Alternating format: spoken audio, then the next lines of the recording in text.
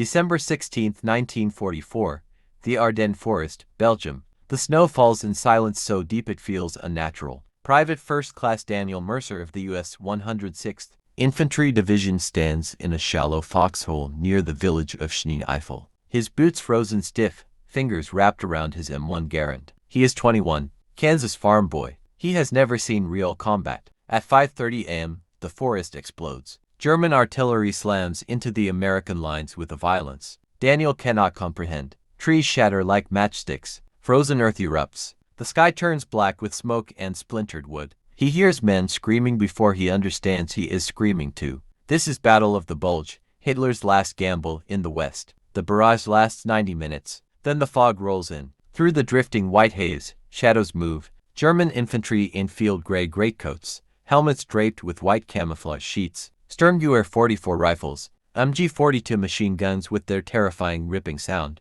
Panthers and Volksgrenadiers pushing through the forest like ghosts. Daniel fires. The Garand kicks into his shoulder. He sees a German fall, then disappear into smoke. His squad leader, Sergeant Kowalski, shouts orders, voice cracking in the chaos. Hold your line. Don't bunch up. But the line is already folding. Communications are gone. Telephone wires shredded. Radios dead. Units scattered. The Germans are everywhere. Behind them. Beside them. Cutting roads. Isolating companies. It is organized confusion. By afternoon, Daniel's regiment is surrounded. They dig in along a ridge, ammunition running low. Snow mixes with blood, turning pink around fallen men. Daniel watches medics crawl through shellfire to reach the wounded. One doesn't get up. Night comes early in the Ardennes. The temperature drops below freezing. Frost forms on rifle barrels. Daniel shares a cigarette with Corporal Ellis, hands shaking. You think they'll break through? Ellis whispers. Daniel doesn't answer. He hears something worse than artillery now, silence. The kind that means the enemy is close. Too close. At dawn on December 19th, German loudspeakers echo through the forest. You are completely surrounded. Lay down your arms. You will be treated according to the Geneva Convention. Daniel looks at the men around him. Some stare at the ground. Others grip their rifles tighter. Then the artillery begins again. By noon, with no ammunition, no food, no relief coming, their commanding officer makes the call. White cloth rises from a rifle barrel. Daniel Mercer lowers his M1 into the snow. As German troops close in, one officer studies the exhausted Americans with cold precision. Behind him, trucks wait. Daniel realizes something chilling. This isn't just defeat. This is captivity inside Hitler's last, desperate offensive. And somewhere in the forest, the Reich is betting everything on nights like this.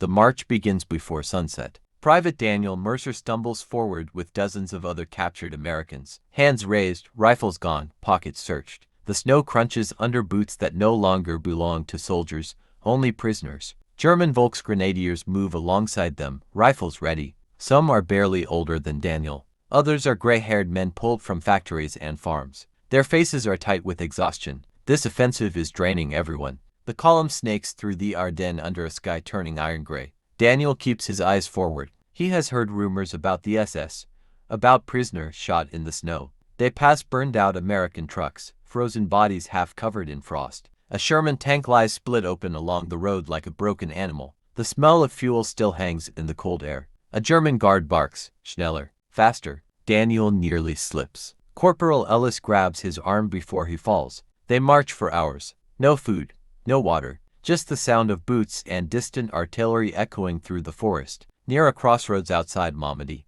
Daniel sees something that chills him deeper than the wind. A group of American bodies sprawled across a field, untouched, unmoving. He doesn't know yet this place will be remembered as the Malmedy massacre, where SS troops executed captured Americans days earlier. The German guard notices Daniel staring. "Look away," the guard mutters in broken English. Not cruel, not kind, just tired. Night falls completely. They are herded into cattle cars at a rail siding. Wooden doors slam shut. The air inside turns sour almost instantly. There are too many men. No room to sit. Someone pounds on the wall. Someone prays quietly. Daniel leans against the freezing wood and thinks of Kansas wheat fields under summer sun. The memory feels unreal. Like another life. The train jolts forward. Hours pass. Or maybe days. It is impossible to measure time in darkness. Men begin to cough. Condensation freezes along the boards. One soldier collapses near Daniel's boots. No one has space to move him. When the doors finally slide open, Weak winter light spills inside. A barbed wire camp stretches across a bleak plain in Germany. Guard towers, floodlights, rows of barracks. A sign reads, Stalag XB. Daniel steps down from the car, legs numb, throat burning. Across the compound, he sees something unexpected. A separate fence section, smaller, tighter, and inside, women. German uniforms, auxiliary insignia, some with Luftwaffe armbands, others in civilian coats. They stand in stunned silence as the American prisoners file past. One woman meets Daniel's eyes for a brief second. Her expression isn't hatred. It's shock and fear. Daniel realizes this camp holds more than captured Americans. It holds the crumbling edges of a Reich beginning to fracture under its own gamble.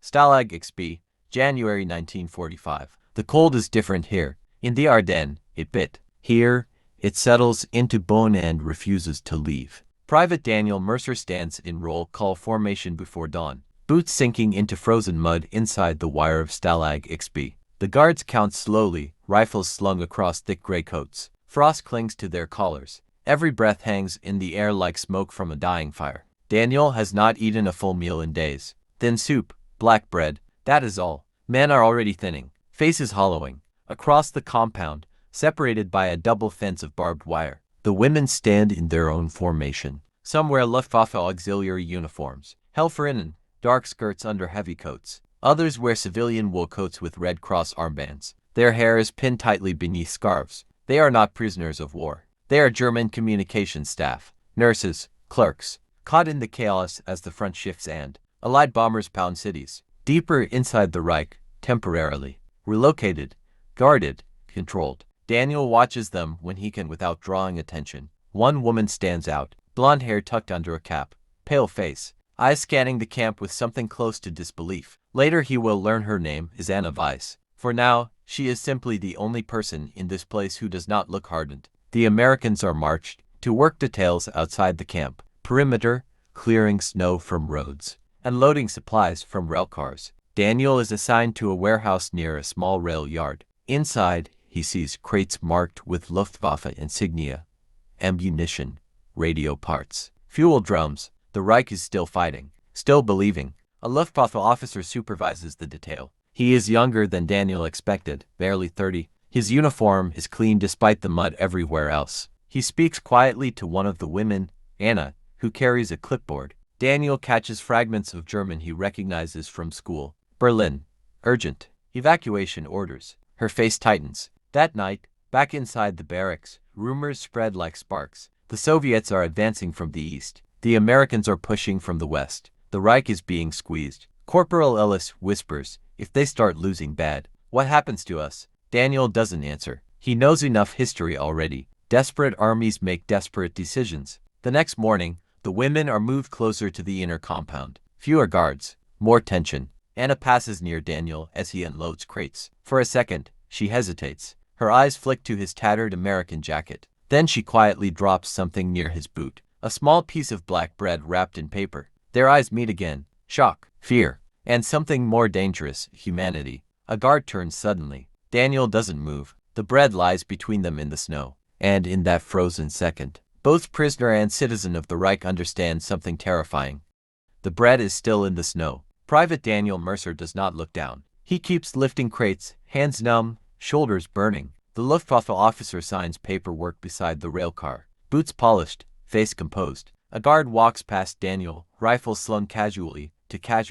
When the guard turns away, Daniel shifts his foot slightly. The black bread disappears beneath his boot. He waits. Seconds stretch. The cold bites through his thin gloves. Finally, the whistle blows. Work detail ends. The prisoners are marched back toward the inner wire of Stalag XB. Snow begins falling again, soft and relentless. Inside the barracks that night, Daniel pretends to remove his boot for warmth. Instead, he retrieves the crushed bread and breaks it in half for Corporal Ellis. Ellis stares at him. Where did you get this? Daniel answers quietly, found it. They both know that's a lie. The bread tastes like life itself. Across the double fence, Anna Weiss lies awake on her cot inside the women's quarters. She listens to distant artillery rumbling far beyond the hills. Each blast feels closer than the last. She is 24, trained as a radio operator for the Luftwaffe. She believed in efficiency, in order, in Germany rising from humiliation. She did not believe in this. Trains of wounded,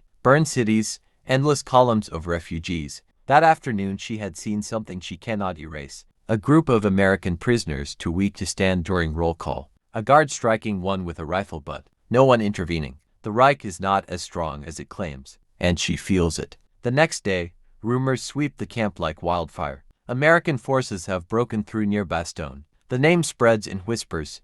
Siege of Bastogne. The offensive is stalling. Daniel hears it from a Polish laborer assigned to the kitchen. Germans losing fuel, the man mutters in broken English. Tanks stuck. That afternoon, tension snaps. An air raid siren wails across the countryside. Guards shout. Prisoners scatter into shallow trenches. Overhead, the distant hum grows louder, the light bombers heading deeper into Germany. Daniel lies flat in frozen mud as contrails streak across the pale sky. Anti-aircraft guns begin firing from somewhere beyond the camp perimeter. Anna is running toward a signal shack when the first bombs fall, not on the camp, but close enough to shake the earth. Windows shatter. A railcar erupts in flame. Daniel looks up through smoke and falling snow and sees her thrown to the ground. Without thinking, he rises. A guard yells, Hinligan, get down. But Daniel is already moving toward the broken signal hut where Anna struggles to stand, blood on her forehead. Gunfire cracks, warning shots. The ground trembles again as another explosion rocks the rail yard.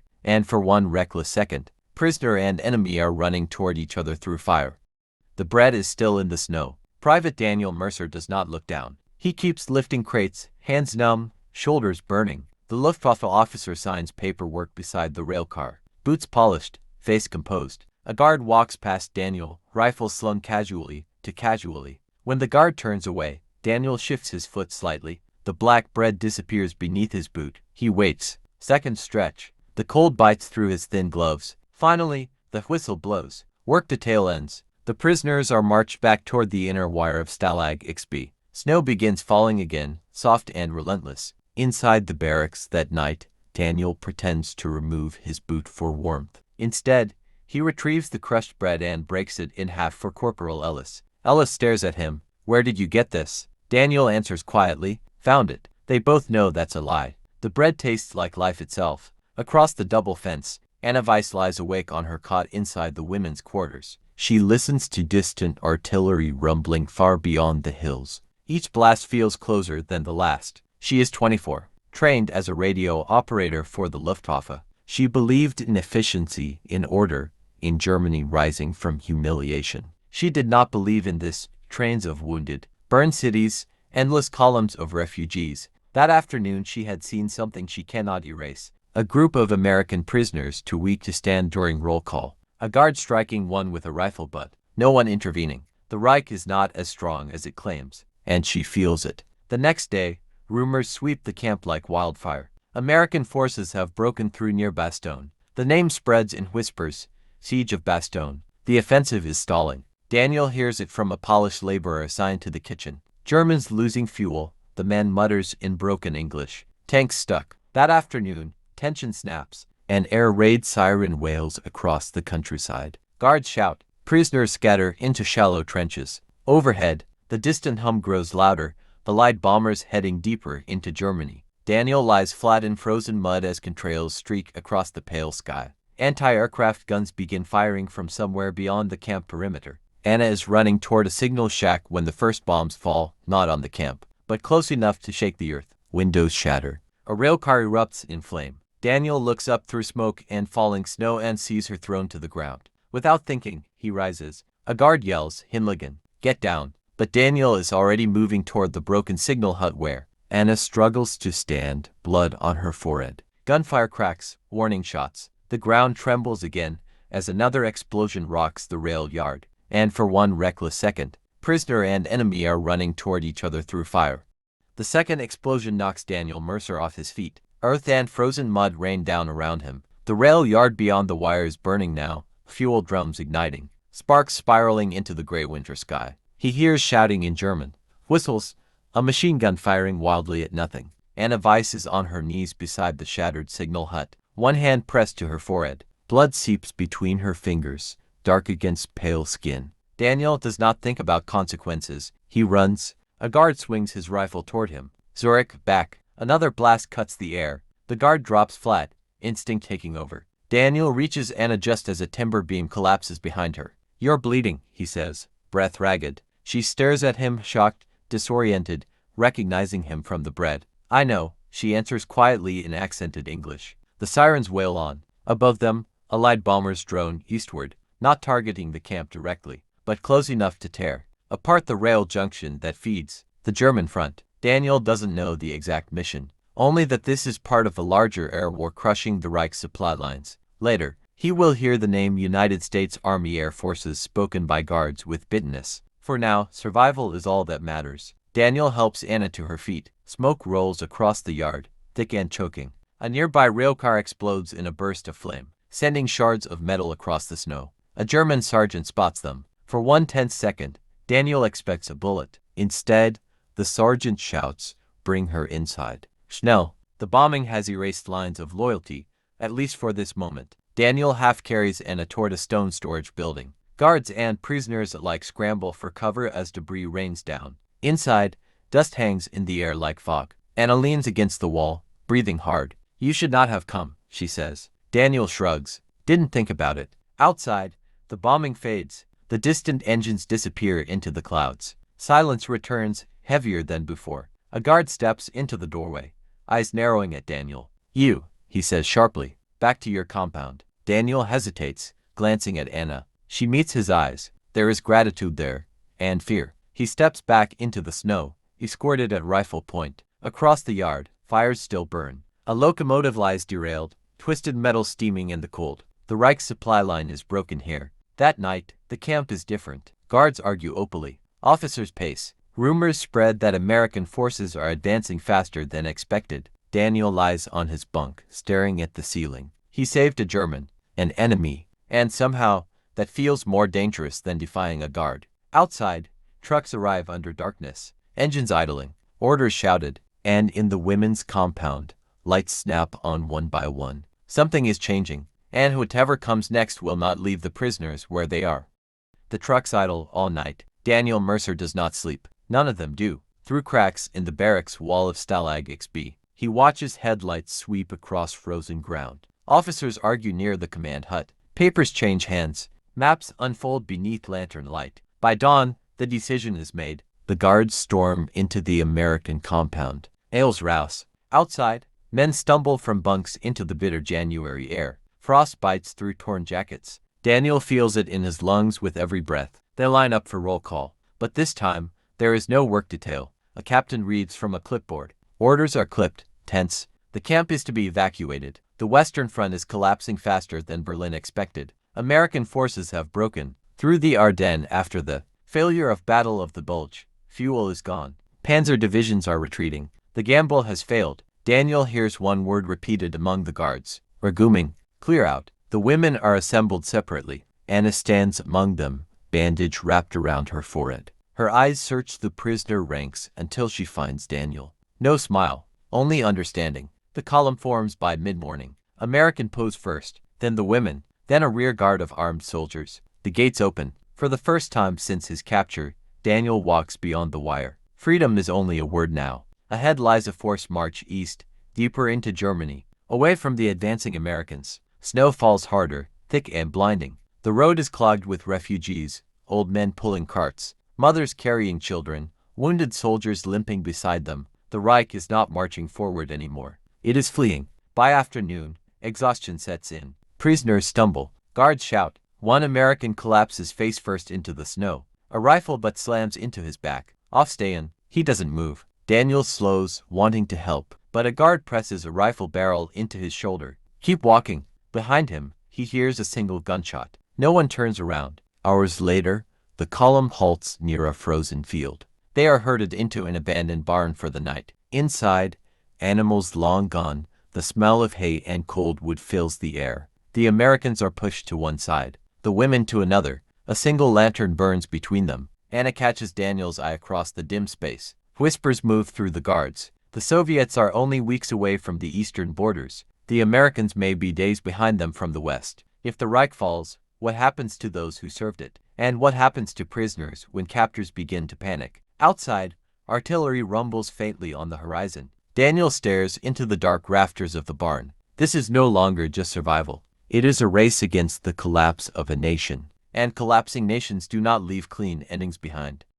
The barn smells of frozen straw and fear. Daniel Mercer wakes before dawn to the sound of coughing. It echoes through the rafters, hollow and wet. A man near the door hasn't moved all night. Frost clings to his boots. Outside, engines grind to life. The march resumes under a sky the color of steel. The column moves east along narrow country roads choked with retreating Wehrmacht units. Trucks without fuel sit abandoned in ditches. Horses pull artillery pieces through slush. The once proud formations of the German army now move in fragments. Daniel overhears two guards arguing as they walk. Berlin says hold the line on the Oder. The Oder, the other scoffs. With what? The name hangs in the air. Oder River, the last natural barrier before Berlin from the east. The war is closing in. By midday, snow turns to freezing rain. The prisoners' boots soak through. Every step becomes heavier. Anna walks several rows behind Daniel, guarded but not bound. Her posture remains straight despite exhaustion. The bandage at her temple is stained faintly red.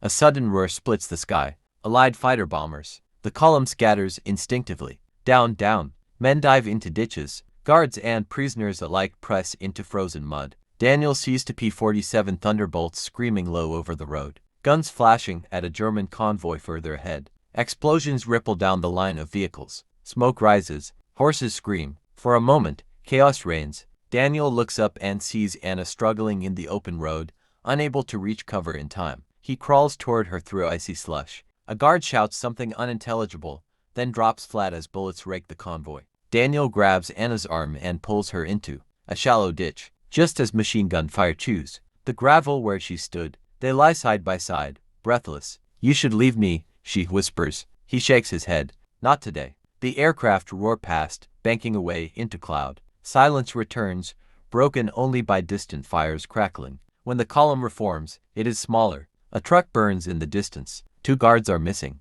No one speaks about it. As dusk falls, they reach a small town half emptied by evacuation. Windows boarded, doors hanging open. They are herded into a schoolhouse. Inside a classroom, faded maps of Europe hang crooked on the walls. Germany stretches across them in bold borders that no longer exist in reality. A senior officer arrives late that evening, coat dusted with snow. His voice is sharp, controlled. If American forces reach this sector, prisoners are not to be abandoned. The implication chills Daniel more than the cold. Not abandoned, transferred, moved, or worse. Anna hears it too. Across the dim classroom, their eyes meet again. The Reich is cornered, and cornered regimes do not surrender quietly. Outside, artillery flashes faintly against the horizon, closer now. Too close. The artillery does not stop that night. Inside the abandoned schoolhouse, the windows tremble with each distant impact. Plaster flakes drift from the ceiling like gray snow. Daniel Mercer sits against the wall beneath a torn classroom map, knees drawn to his chest, conserving heat. Across the room, guards whisper urgently. One name is repeated again and again. Berlin. Orders are confused. Lines are breaking. Soviet forces are smashing through the east. American units are pushing across western Germany faster than expected. Hitler's last gamble in the Ardennes has failed completely, and now the Reich is unraveling. Before dawn, boots pound across the hallway. A new officer arrives, older, hardened, wearing the black collar tabs of the SS. His presence shifts the air instantly. He surveys the prisoners in silence. "These men," he says coldly in German, "are to be moved before American armor reaches this sector." A guard asks, "Where, Herr Hauptsturmführer?" The answer is short. "East." Daniel understands enough. East means toward the Soviets. East means deeper into chaos. Anna stands rigid among the women as the SS officer inspects them. His gaze lingers. Not protective, calculating. These auxiliaries will accompany the column. Her jaw tightens, but she says nothing. The march resumes within the hour. Snow has stopped, replaced by a bitter wind that cuts through fabric and skin. Smoke columns rise on the western horizon now, not distant.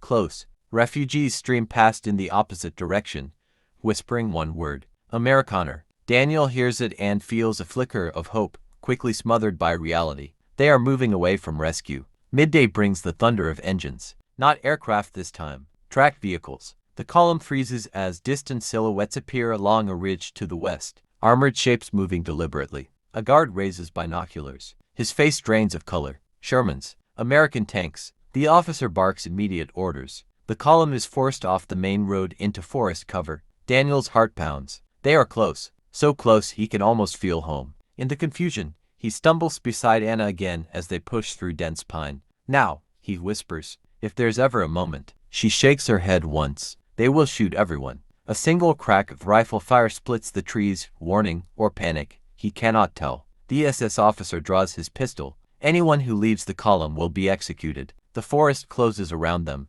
Visibility drops. The rumble of American armor fades slightly as the column veers deeper into woodland. Daniel looks back once through the trees. For a split second, he sees the faint white star painted on a tank turret through drifting smoke. Freedom is within miles, yet completely out of reach, and the SS officer walking behind them knows it too.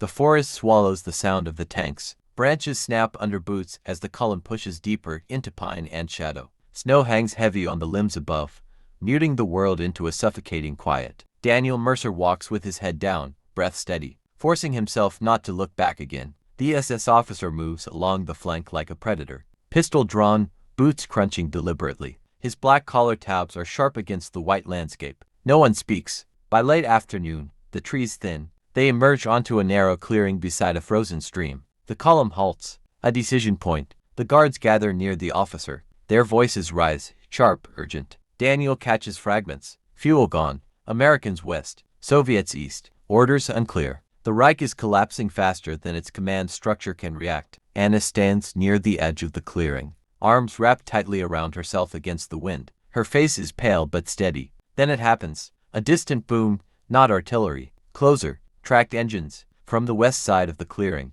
through drifting smoke and broken trees, an American reconnaissance vehicle bursts into view, followed by infantry in winter camouflage. For one split second, both sides freeze. The first shots ring out. Chaos erupts. American rifles crack from the tree line. German guards dive for cover, firing wildly. Snow explodes in white sprays around Daniel's boots. Down, someone shouts in English. Daniel drops flat, dragging Anna beside him as bullets rip through branches overhead. An American soldier rushes forward, face smeared with grime, shouting, "Hold your fire." Prisoners in the open. The SS officer does not hesitate. He raises his pistol, not toward the Americans, toward the prisoners. Daniel sees the barrel swing in his direction. Time slows. Anna moves first. She steps directly in front of Daniel, blocking the line of fire. 9, she screams. The pistol cracks, but at that exact instant, a burst from an American bar cuts through the clearing. The SS officer jerks backward, falling into the snow. Silence crashed down almost as violently as the gunfire had begun. American infantry sweep through the clearing, weapons raised, boots pounding. One kneels beside Daniel. "You're okay? You're American." Daniel nods, stunned. Across the clearing, surviving guards throw down rifles, hands raised. Anna stands frozen where she moved, breath shaking, eyes locked on the fallen officer. The white star of a Sherman tank rolls slowly into view at the edge of the trees. Daniel feels something he hasn't allowed himself to feel since the Ardennes. Hope, but around them, the war is not over. It is simply ending in fragments, and for those who wore the Reich's uniform, even as auxiliaries, the future is suddenly terrifying. American soldiers begin separating prisoners from captors. Anna looks at Daniel once more. The roles have shifted, and now she is the one who may not be safe. The gun smoke lingers low over the clearing. Private First Class Daniel Mercer rises slowly from the snow, hands still trembling. Around him, American infantry secure the area with practiced precision. German rifles lie scattered. Survivors kneel with hands raised. A Sherman tank idles at the tree line, its engine rumbling like distant thunder. An American sergeant grabs Daniel's shoulder. "Unit? 106th Infantry," Daniel answers hoarsely. "Captured in the Ardennes." The sergeant nods. "You're safe now." Safe. The word feels unreal. Across the clearing, Anna Weiss stands alone, separated from the other women. American soldiers question the guards first, pushing them aside. The SS officer lies motionless in the snow where he fell. An intelligence officer approaches the women. His tone is firm but controlled. "Names, rank, assignment." Anna hesitates only a second. "Anna Weiss." Luftwaffe signals auxiliary. The officer studies her. Not cruel, not sympathetic, just professional. Daniel watches from a distance, unsure whether to step forward. She had stood in front of a pistol for him, an enemy uniform between him and death. The officer gestures toward a group of disarmed German personnel. "You'll be processed as prisoners." Her shoulders drop slightly. Not relief, acceptance. Daniel takes a step toward the officer. "Sir," he says carefully, "she helped me. In the camp, During the bombing, the officer eyes him briefly. That's so. Yes, sir. There is a long pause. War has little room for sentiment, but it does make room for facts. The officer nods once. Noted. Anna meets Daniel's gaze across the snow. No smile, only understanding. The war around them is collapsing rapidly now. Within months, Berlin will fall to Soviet forces during the Battle of Berlin. Adolf Hitler will die in his bunker beneath the Reich Chancellery. The Third Reich will cease to exist. But in this clearing, on this cold day in early 1945, the collapse feels personal. Daniel looks at the prisoners being escorted away, men and women who believed, doubted, obeyed, survived. Hitler's last gamble in the Ardennes had aimed to split the Allies, to force negotiation, to change fate. Instead, it accelerated the end. American medics move among the former POWs, checking frostbite, handing out rations. Daniel takes a piece of chocolate from a ration pack and turns it in his hand. He walks slowly toward Anna as she waits under guard. He cannot change what comes next for her, but he can offer something simple. He extends the chocolate. She hesitates, then accepts it. Thank you, she says quietly. Snow begins to fall again, softer now, not as chaos, as silence. Daniel watches as she is led away for processing. He turns back toward the American lines, toward home, toward survival. Behind him, the forest holds the echo of a failed Reich, and ahead, the long work of rebuilding a world shattered by one man's final gamble.